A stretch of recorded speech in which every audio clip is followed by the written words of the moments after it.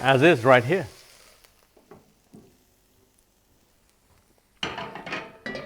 There's my turmeric cauliflower.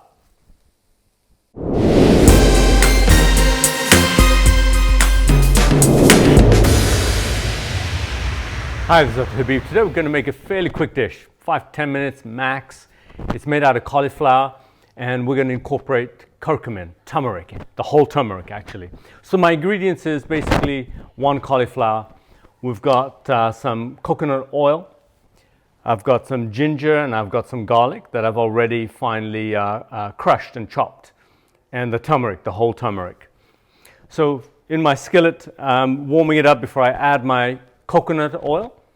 Coconut oil, but it's solid, right? That's the beauty of it. It's solid, yet it's not the bad saturation. So I've got my water to a boil, and I like to add salt actually before I boil it, but at least I'm getting the salt in right now. It lowers the boiling point, no doubt, and it's got a little bit of that saltiness in there. So that goes in, and I'm trying to steam it.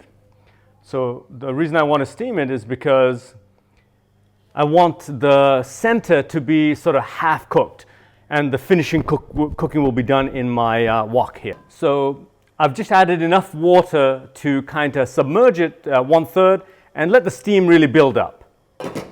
And so the steaming is the process, and I want to only half cook it. So as that's going on and I'm ready to saute my ginger garlic, that's all I'm going to do. Ginger garlic. If you want to add onions, you can. By the time I've sauteed that, this will be ready where I'm going to then transfer it. So here I'm adding coconut oil. That maybe seems a lot to some people, but again, coconut oil is good for you, so I don't see anything negative about it. And that goes in right now. And get my, all right. And I'm going to just circulate that around the wok, spreading it out. Very good. With this one, I want medium heat. If I have too much heat, it's going to cook way too fast. This has a large surface area. My ginger and the garlic, they're already crushed. So it has a large surface area. And so I really want to put it on medium heat, not too high, not too low.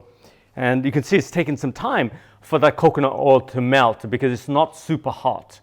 You know, when I'm doing a stir fry, I do it super hot. So because I'm going to be moving one thing after another very, very quickly. So as this is sort of semi-warm right now, enough for me to, I always start off with the ginger first. So it depends on how much you want to taste. Once you've sort of crushed something and chopped something, the surface area is quite a lot. So basically once you've chopped it, maybe even a half a teaspoon is what you'd need. And if you just listen in, you'll hear the gentle sizzle, and you can see it frying gently there. I like to put the ginger in first, because the ginger just takes a little bit more time for the aroma to come out. The garlic, you want to saute it, but you don't want to burn it. The burning brings out the bitterness. So for me, you know, where I come from, you know, that's never enough, a little bit more. But for the person with a delicate palate, you know, a half a teaspoon would be plenty. So you can hear the sizzling there, right? And now I'm ready to go ahead with, again, you know, maybe a 1/4 teaspoon for somebody. It depends on your palate. So that's almost 1/3 of a teaspoon that goes in. You don't really need a lot of garlic. I tend to put more garlic and more ginger in my meatier items. The more delicate something is, like vegetables, you don't need as much. But so you see, it's not very much at all. In fact, I'm going to turn down the heat right now because I don't want to be in danger of burning my garlic. And such a small amount. You can hear the sizzling. Such a small amount. And before it's cooked any further, I'm just going to put like a half a teaspoon of turmeric. And the beauty of this is that the reason why I put that extra bit of oil, more than I needed, is because the turmeric is going to have a beautiful smell from the sauteing process. And the slower is better. You're going to get the smell. In fact, I can smell it already, and I'm going to just keep it on low heat. As that's sauteing, you can go ahead and put as much salt as you want. That's about a level teaspoon of salt, because that's going to accommodate all my cauliflower. And what salt does, it pulls out the liquid So in some ways, if it pulls out a lot, it makes things a little soggy. But in this case, it'll just dry out my ginger and garlic. So because the frying had already been done, now I just want to let it just go real slow, just in time for this to come through. And that's been boiling away because I let the water boil before I put the cauliflower in. So that time period, I didn't exactly measure, but I would guesstimate it's going to be about 3 minutes. And so I'm going to turn that off. Still white. I can see it's kind of cooked through on the outside.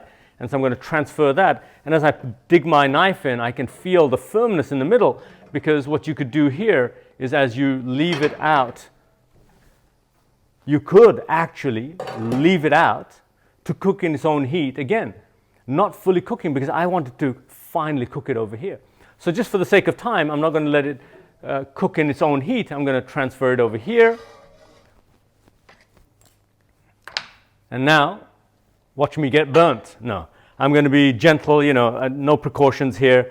If I cut it in half and turn that around for you, you can see it's still somewhat raw in the middle. The outside is cooked. So really, my recommendation would be to let it sit for another 2 to 3 minutes. You're not going to lose anything, but for sake of time, I'm going to go ahead. And the way you could do this is literally, if you wanted, you could just put in the whole cauliflower, or whole sort of flour, should we say, the whole flour. But what I like to do is sort of rice it up a little bit. And when people rice things, they actually have to have it chopped up first before they do the ricing process. But for my part, because I'm half cooking it, I can actually chop it up in a kind of a riced manner. So I'll throw the stems away, I don't want those. And same thing here. Let me just get my flours.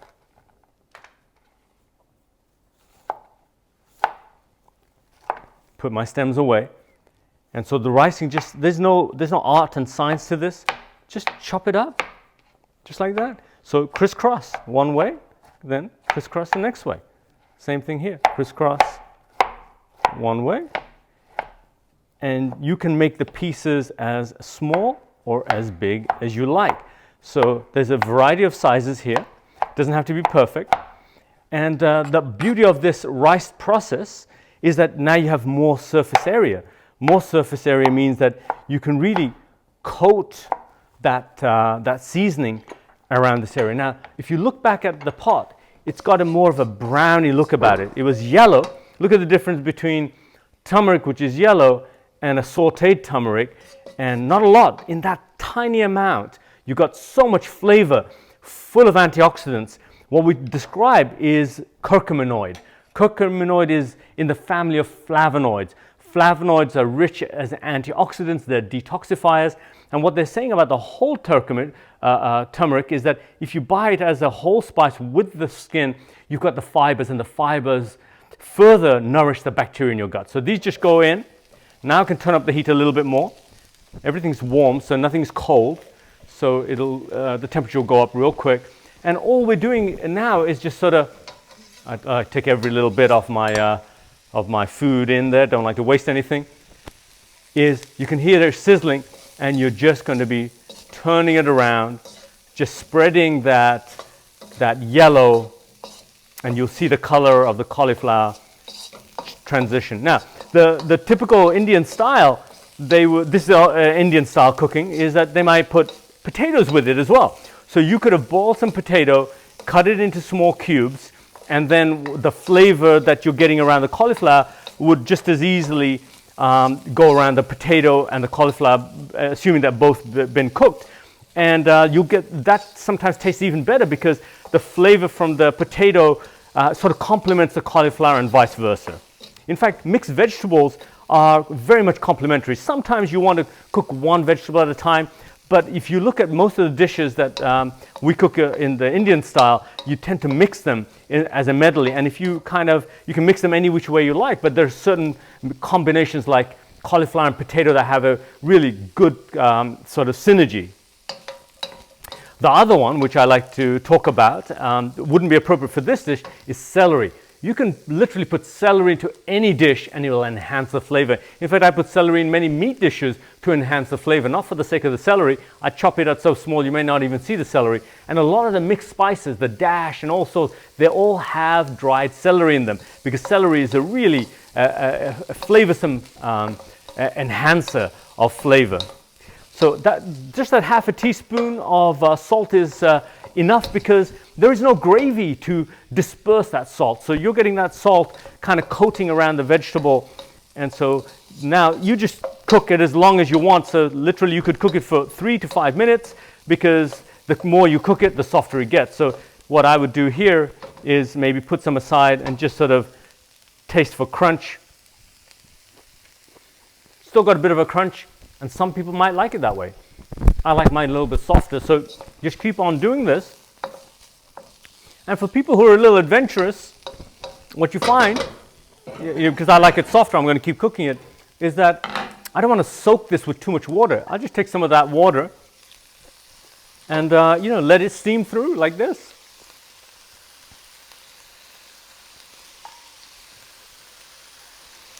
And basically this water is going to now add steam, and so to cook much faster.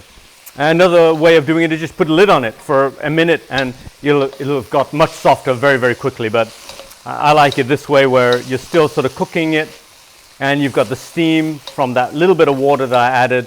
That'll make it cook much faster and it'll get softer. As is right here.